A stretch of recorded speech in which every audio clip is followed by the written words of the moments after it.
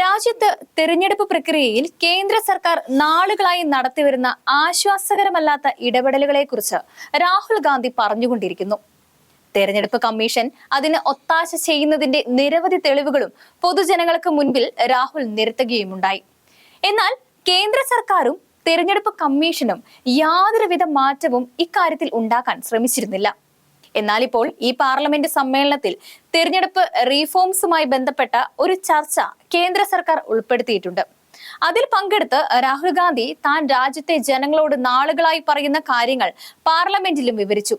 ഭരണപക്ഷത്തിനും തിരഞ്ഞെടുപ്പ് കമ്മീഷനും നേരെ ആഞ്ഞടിച്ച രാഹുലിന്റെ ശക്തമായ ആ പ്രസംഗത്തിന്റെ മലയാള പരിഭാഷയാണ് ഈ വീഡിയോയിലൂടെ നിങ്ങളിലേക്ക് എത്തിക്കുന്നത്. സ്പീക്കർ സാർ, മഹാത്മാഗാന്ധിജി ഖാദിക്ക് ഇത്രയധികം പ്രാധാന്യം നൽകിയത് എന്തുകൊണ്ടാണെന്ന് നിങ്ങൾ എപ്പോഴെങ്കിലും ചിന്തിച്ചിട്ടുണ്ടോ? ഇന്ത്യൻ സ്വാതന്ത്ര്യ സമരത്തിന്റെ കേന്ദ്ര ബിന്ദുവായി അദ്ദേഹം ഖാദിയെ മാറ്റിയത് എന്തുകൊണ്ടാണ്? അദ്ദേഹം ജീവിത അവസാനം വരെ ഖാദി മാത്രം ധരിച്ചത് എന്തുകൊണ്ടാണ്? കാരണം ഖാദി കേവലം ഒരു തുണി മാത്രമല്ല. ഖാദി എന്നത് ഇന്ത്യൻ ജനതയുടെ ആത്മപ്രകാശനമാണ്, സ്വപ്നമാണ്, വികാരമാണ്. ഇന്ത്യൻ ജനതയുടെ ഉൽപാദന ശക്തിയാണ്. ഏത് സംസ്ഥാനത്ത് പോയാലും നമുക്ക് വ്യത്യസ്ത തുണിത്തരങ്ങൾ കാണാനായിട്ട് സാധിക്കും. ഹിമാചലി തൊപ്പി, അസാമീസ് ഗമോസ, ബനാറസി സാരി, കാഞ്ചീപുരം സാരി, നാഗ ജാക്കറ്റ്, അങ്ങനെ ഈ തുണിത്തരങ്ങളെല്ലാം ആ ജനതയെ പ്രതിനിധീകരിക്കുന്നുണ്ട്.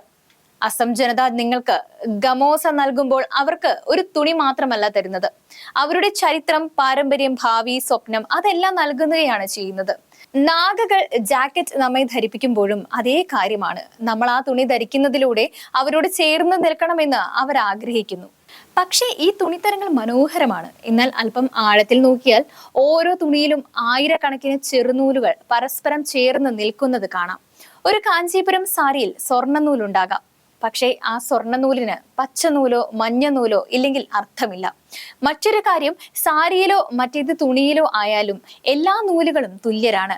ഒരു നൂൽ മറ്റൊന്നിനേക്കാൾ ഉന്നതനല്ല. അവയെല്ലാം ഒരുമിച്ച് ചേരുമ്പോൾ മാത്രമേ തുണിയാകൂ. നമുക്ക് ചൂട് പകരൂ, സംരക്ഷിക്കൂ, ഹൃദയത്തിലുള്ളത് പ്രകാശിപ്പിക്കൂ. അതുപോലെ തന്നെയാണ് നമ്മുടെ രാജ്യവും. 140 കോടി ജനങ്ങളാൽ നെയ്തെടുത്ത ഒരു തുണി. ഈ ഒരു തുണിയെ ഒരുമിച്ച് നിർത്തുന്നത് വോട്ടാണ്. വീണ്ടും പറയുന്നു, 140 കോടി ജനങ്ങളുടെ തുണി വോട്ട് കൊണ്ടാണ് ഒരുമിച്ച് നെയ്തിരിക്കുന്നത്. ഇന്ന് ഞാൻ നിൽക്കുന്ന ഈ ലോക്സഭ, രാജ്യസഭ, എല്ലാ നിയമസഭകൾ, പഞ്ചായത്തുകൾ വോട്ടില്ലെങ്കിൽ ഒന്നും നിലനിൽക്കില്ല. HAL, bell, ONGC, ISRO, Chandrayaan, ഈ അഭിമാനങ്ങളൊന്നും വോട്ടില്ലാതെ ഉണ്ടാകില്ലായിരുന്നു. ഇന്ത്യൻ യൂണിയനിലെ ഓരോ വ്യക്തിയും, അതായത് ഓരോ നൂലും തുല്യമാണെന്ന ആശയമാണ് RSSനെ അലോസരപ്പെടുത്തുന്നത്.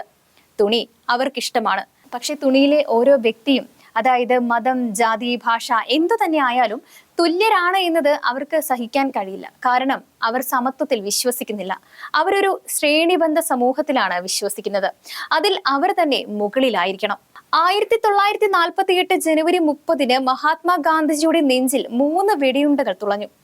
നാഥുറാം ഗഡ്സെ രാജപിതാവിനെ വധിച്ചു. ഇന്ന് നമ്മുടെ സുഹൃത്തുക്കൾ ഗാന്ധിജിയെ ആശ്ലേഷിക്കുന്നില്ല. അവർ അദ്ദേഹത്തെ തള്ളിപ്പറയുകയാണ്. അദ്ദേഹം അവർക്കൊരു അസ്വസ്ഥതയുള്ള സത്യമാണ്. പക്ഷേ അവിടെ പദ്ധതി അവസാനിച്ചില്ല. എല്ലാം വോട്ടിൽ നിന്നാണ് ഉടലെടുത്തതെങ്കിൽ വോട്ടിൽ നിന്ന് ഉടലെടുത്ത സ്ഥാപനങ്ങളെല്ലാം പിടിച്ചെടുക്കുക തന്നെ വേണം. അതുകൊണ്ട് ഗാന്ധി വധത്തിന് ശേഷമുള്ള RCSന്റെ അടുത്ത ഘട്ടം ഇന്ത്യയുടെ സ്ഥാപനങ്ങളെ മൊത്തത്തിൽ കൈയടക്കലായിരുന്നു. സ്പീക്കർ സാർ, ഇത് അസ്വസ്ഥമായ സത്യങ്ങളാണ്, പക്ഷെ പറയാതിരിക്കാൻ കഴിയില്ല. എന്റെ സുഹൃത്തുക്കൾക്ക് ഞാൻ ഉണ്ടാക്കുന്ന ബന്ധങ്ങൾ ഇഷ്ടമല്ല. അത് അവരെ അലോസരപ്പെടുത്തുന്നു. ഗാന്ധിജിയുടെ സമത്വത്തിന്റെ ഇന്ത്യ, ജനങ്ങൾക്ക് വേണ്ടിയുള്ള ഭരണ സ്ഥാപനങ്ങളുടെ ഇന്ത്യ, അതെല്ലാം അവർക്ക് നശിപ്പിക്കേണ്ടിയിരുന്നു. അങ്ങനെ ആരംഭിച്ചു. ഓരോന്നോരോന്നായി ഓരോ സ്ഥാപനവും പിടിച്ചെടുത്തു. ഉദാഹരണങ്ങൾ പറയാം. ആദ്യമായി, ഇന്ന് ഇന്ത്യൻ സർവകലാശാലകളിൽ വൈസ് ചാൻസലർമാരെ എങ്ങനെ നിയമിക്കുന്നു എന്ന് എല്ലാവർക്കും അറിയാം. യോഗ്യതയല്ല, ശാസ്ത്രീയ മനോഭാവമല്ല, ഒരു സംഘടനയിൽ അംഗത്വമുണ്ടോ എന്ന് മാത്രമാണ് നോക്കുന്നത്. രണ്ടാമത്തേത് ഗൂഢാലോചന, ഏജൻസികളുടെ പിടിച്ചെടുക്കൽ. CBI, ED, ഇൻകം ടാക്സ് വകുപ്പ് പ്രതിപക്ഷത്തെ ആക്രമിക്കുവാനും സ്വന്തം ആശയത്തിന് അനുകൂലമായ ഉദ്യോഗസ്ഥരെ നിയമിക്കുവാനും. മൂന്നാമത്തേത് നമ്മുടെ സമ്പ്രദായത്തെ നിയന്ത്രിക്കുന്ന സ്ഥാപനം തന്നെ, തിരഞ്ഞെടുപ്പ് കമ്മീഷൻ. ഞാൻ ഇതൊന്നും തെളിവില്ലാതെ പറയുന്നില്ല. തിരഞ്ഞെടുപ്പ് കമ്മീഷൻ അധികാരത്തിലുള്ളവരുമായി കൂട്ടുനിൽക്കുന്നുവെന്നതിന് മതിയായിട്ടുള്ള തെളിവ് ഇതിനകം ഞാൻ നൽകിയിട്ടുണ്ട്. എനിക്ക് ചോദിക്കാനുള്ളത് 3 ചോദ്യങ്ങൾ മാത്രമാണ്. ഒന്നാമത്തേത്, തെരഞ്ഞെടുപ്പ് കമ്മീഷണർമാരെ തിരഞ്ഞെടുക്കുന്ന പാനലിൽ നിന്ന് ചീഫ് ജസ്റ്റിസിനെ എന്തിന് നീക്കം ചെയ്തു? ചീഫ് ജസ്റ്റിസിൽ വിശ്വാസമില്ലേ? 2023 ഡിസംബറിൽ ഈ സർക്കാർ നിയമം മാറ്റി. ഒരു തെരഞ്ഞെടുപ്പ് കമ്മീഷണറും തന്റെ കർമ്മങ്ങൾക്ക് ശിക്ഷിക്കപ്പെടില്ലെന്ന്. ഇമ്മ്യൂണിറ്റി. ഇതുവരെ ഒരു പ്രധാനമന്ത്രിയും ഇങ്ങനെ ചെയ്തിട്ടില്ല. എന്തിനാണ് ഈ സമ്മാനം? മൂന്നാമത്തേത് CCTV ഫുട്ടേജ്. തെരഞ്ഞെടുപ്പിന് 45 ദിവസം കഴിഞ്ഞാൽ നശിപ്പിക്കാൻ അനുവദിക്കുന്ന നിയമം എന്തിന്? ഡാറ്റയുടെ പ്രശ്നമല്ല, തെരഞ്ഞെടുപ്പ് മോഷ്ടിക്കാനാണ്. എന്താണ് ഈ സ്ഥാപന പിടിച്ചെടുക്കലിന്റെ ഫലം? പ്രധാനമന്ത്രിയുടെ ഷെഡ്യൂളുകൾ അനുസരിച്ച് 4 മുതൽ 5 മാസം നീളുന്ന തെരഞ്ഞെടുപ്പ് പ്രചാരണം. ഹരിയാനയിൽ ഒരു ബ്രസീലിയൻ സ്ത്രീയുടെ പേര് 22 തവണ വോട്ട് ലിസ്റ്റിൽ, ഒരു ബൂത്തിൽ ഒരു സ്ത്രീയുടെ പേര് 2000-ലധികം തവണ. ഉത്തർപ്രദേശിൽ നിന്നുള്ള BJP നേതാവ് ഹരിയാനയിൽ വോട്ട് ചെയ്യാൻ വരുന്നു. ബീഹാറിൽ SIR-ന് ശേഷമോ 1.22 ലക്ഷം ഡ്യൂപ്ലിക്കേറ്റ് ഫോട്ടോകൾ. ഈ ചോദ്യങ്ങൾക്ക് തെരഞ്ഞെടുപ്പ് കമ്മീഷന് ഇതുവരെ ഉത്തരമില്ല. തെരഞ്ഞെടുപ്പ് പരിഷ്കരണത്തിന് വേണ്ടത് വളരെ ലളിതമായ കാര്യങ്ങളാണ്. ഒന്നാമത്തേത്, തെരഞ്ഞെടുപ്പിന് 1 മാസം മുൻപ് എല്ലാ പാർട്ടികൾക്കും മെഷീൻ റീഡബിൾ വോട്ട് ലിസ്റ്റ് നൽകുക. 2, CCTV ഫുട്ടേജ് നശിപ്പിക്കുവാനുള്ള നിയമം പിൻവലിക്കുക.